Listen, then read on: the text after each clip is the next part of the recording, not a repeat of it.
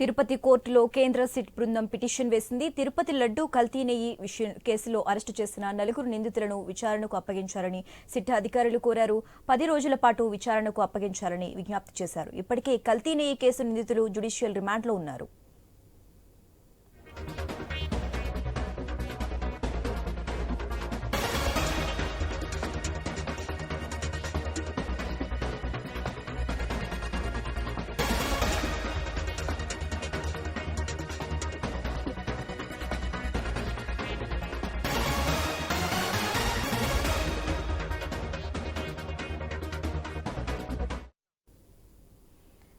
తిరుపతి కోర్టులో కేంద్ర సిట్ బృందం పిటిషన్ వేసింది. తిరుపతి లడ్డూ కల్తీ నెయ్యి కేసులో అరెస్టు చేసిన 4 నిందితులను విచారణకు అప్పగించాలని సిట్ అధికారులు కోరారు. 10 రోజుల పాటు విచారణకు అప్పగించాలని విజ్ఞప్తి చేశారు.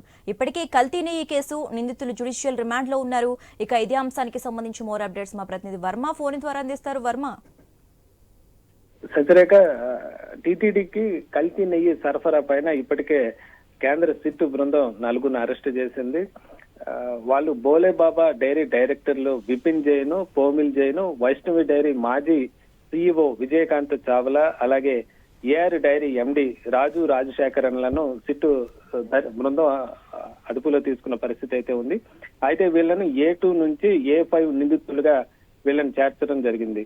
అయితే A1 నిందితుడు ఎవరనేది ఇంకా సస్పెన్స్ అయితే కొనసాగుతున్న పరిస్థితి అయితే ఉంది. అలాగే A8 గా కూడా వైష్ణవి డైరీ సిఇఓ సబల్ షమీముల్లా ఖాన్ ను కూడా చేర్చింది. అయితే ఆయన ఇంకా అరెస్టు చేయాల్సి ఉంది.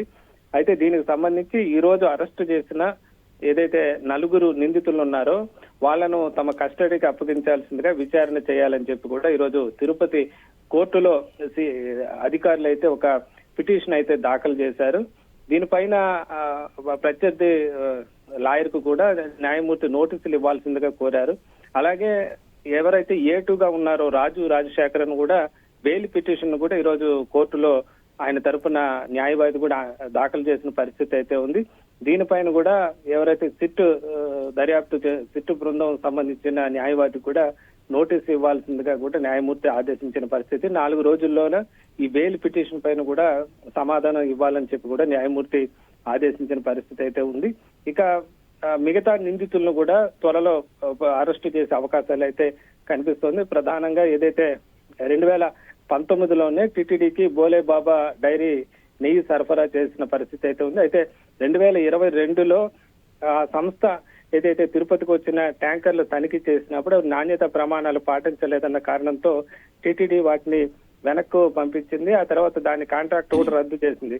ఆ తర్వాత వైష్ణవి డైరీ సంబంధించి కూడా మరో పేరుతో వైష్ణవి డైరీ పేరుతో కూడా ఈ బోలే బాబా డైరెక్టర్లే మళ్ళీ మరో పేరుతో దీన్ని నెయ్యి సరఫరా చేసినట్లుగా కూడా ప్రస్తుతం సిట్టు బృందం దర్యాప్తులో తేలింది. దీనికి సంబంధించి కూడా దీనికి మొత్తం కూడా సిబిఐ అధికారులు కూడా ఎంక్వైరీ మొత్తం కూడా ఇవన్నీ కూడా పొందుపరిచి కోర్టుకు సబ్మిట్ చేసిన పరిస్థితి అయితే ఉందని చెప్పచ్చు. మొత్తం మీద ఈ రోజు బెయిల్ పిటిషన్ మరి కోర్టు న్యాయమూర్తి దాని మీద ఏం చెప్తారు, అలాగే ఇప్పటికే దాని మీద అభ్యంతరం సిట్టు బృందం చెప్పిన నేపథ్యంలో బెయిల్ వస్తుందా లేదా చూడాలి. మరోవైపు విచారణకి ఏదైతే 10 రోజులు అడిగారో దానికి కూడా న్యాయమూర్తి ఏం చెప్తారనేది వచ్చే వాయిదాలో తేలే పరిస్థితి అయితే.